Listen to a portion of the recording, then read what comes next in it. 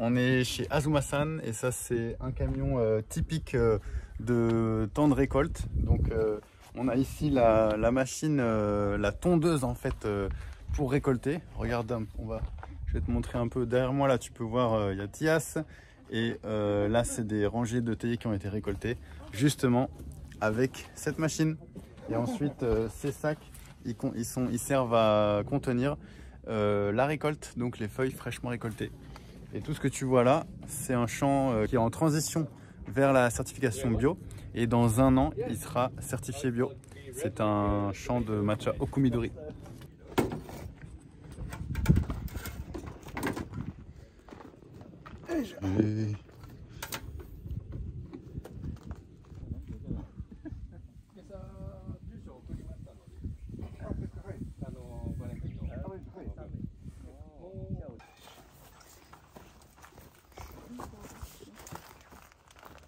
Regarde derrière moi, il y a Azuma-san et Takashi-san. Ils vont lancer la tondeuse de récolte pour récolter ces feuilles de thé qui sont destinées à faire du thé matcha dans cette pente qui est extrêmement pentue.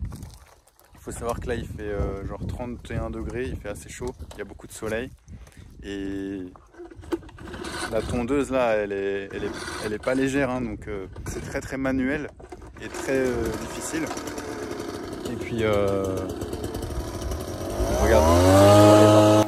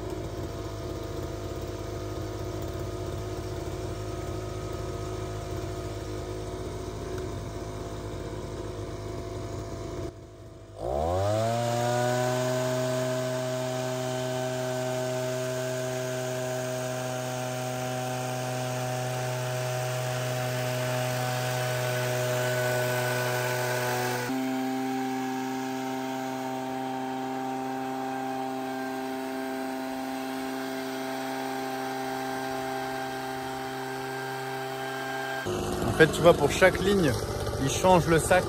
Et donc, dans ce sac que ce monsieur est là, et ben, ce sac, il va être ensuite mis dans le camion qui est là, enfin, le mini camion. Et puis ensuite, ça va être amené dans les plus brefs délais à l'usine de transformation qui va transformer cette récolte fraîche en tencha.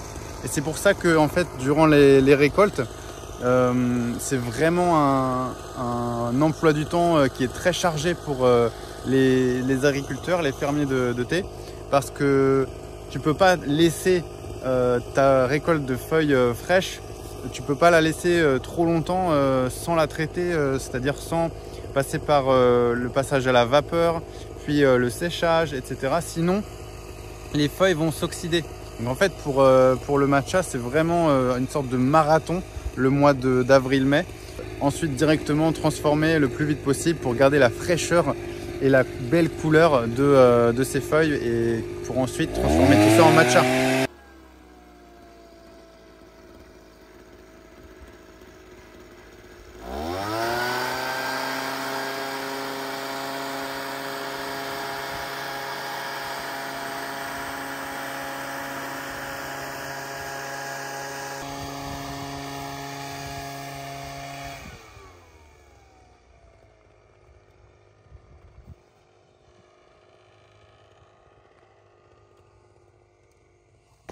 Et donc c'est pour ça que en fait le fait d'avoir différents cépages de matcha, ça sert non seulement à goûter différents matchas, mais aussi pour l'agriculteur ou le fermier ou la fermière, ça sert en fait à faire en sorte que tous les théiers ne soient pas prêts à cultiver en même temps. Parce qu'en fait, il y a vraiment un moment où c'est le moment idéal à récolter, mais tu vois toutes les rangées de matcha qu'on a. Et là, c'est juste une petite zone. Et en fait, si tu dois tout récolter en même temps, eh ben, c'est beaucoup trop de travail à tout faire en même temps. Et donc c'est pour ça que certains cépages, ils sont très utiles parce que ils sont prêts à récolter plus tôt ou plus tard. Et donc les agriculteurs font en sorte de ne pas avoir à tout récolter en même temps grâce aux cépages différents.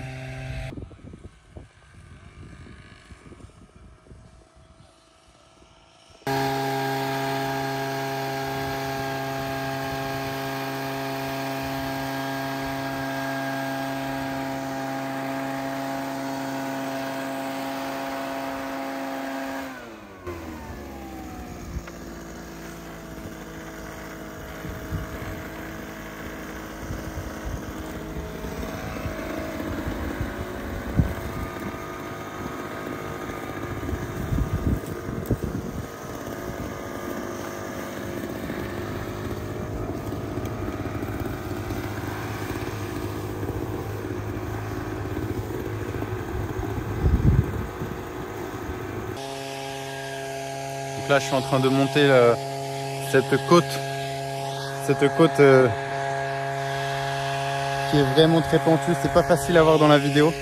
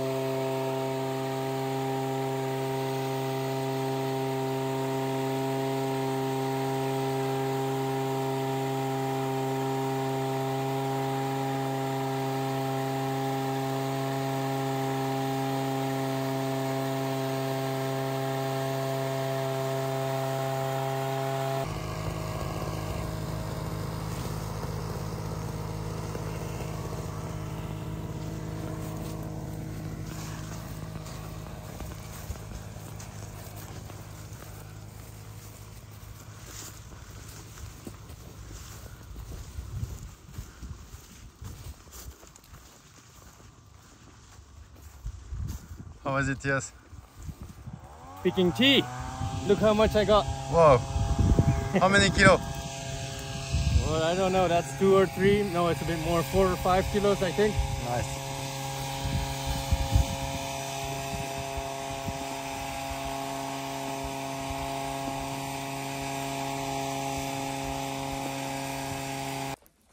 So Tias, what was your impression in this harvesting? It's a lot of fun. It's very, very special.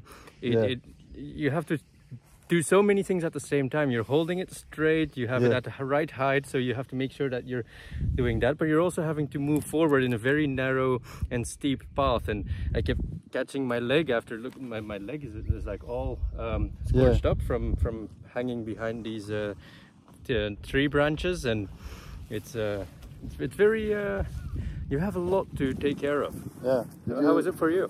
Oh man, I broke a big sweat, and I was saying it felt like driving a motorbike for the first time. It was very exciting, and I was very afraid at the same time. Yeah. Well, super cool. It's definitely something I think we should do more often. To be able to talk about tea harvesting and making tea. I think we should practice ourselves a little in harvesting tea and actually the making process too.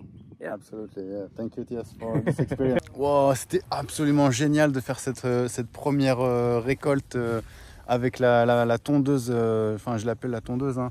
C'était vraiment incroyable. Pour moi, j'avais l'impression de conduire une moto pour la première fois.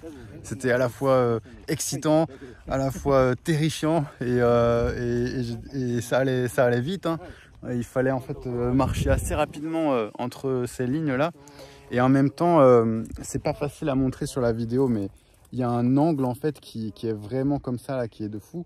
Et donc, il faut vraiment avoir le bon angle pour cette tondeuse de thayer. Et puis, voilà, c'était vraiment génial. J'ai adoré cette expérience. Et donc, c'est grâce à Azuma-san qui est là-haut.